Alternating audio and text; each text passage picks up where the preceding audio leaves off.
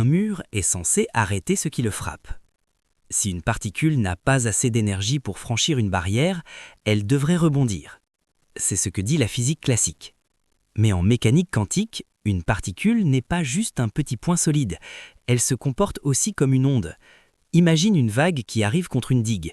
Elle ne s'arrête pas net, elle pénètre légèrement dans l'obstacle, puis son amplitude diminue progressivement. Pour une particule, c'est similaire.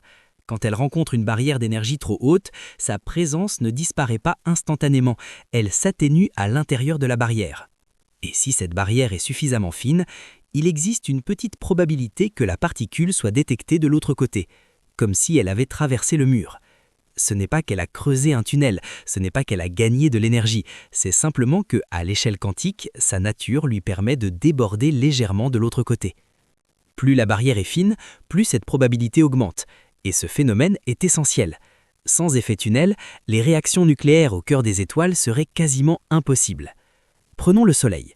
En son centre, la température atteint environ 15 millions de degrés. Les protons y se déplacent à des vitesses immenses et entrent en collision en permanence. Mais ils portent tous une charge positive, ils se repoussent donc violemment.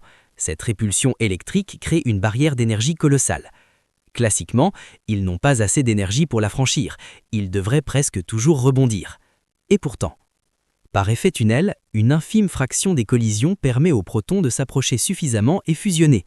Cette probabilité est extraordinairement faible pour une collision isolée, mais dans le cœur du Soleil, il y a un nombre gigantesque de protons et des collisions constantes depuis 4,6 milliards d'années. Même une chance minuscule suffit donc à alimenter une étoile entière. À notre échelle, un mur est un mur. À l'échelle quantique, c'est parfois une question de probabilité.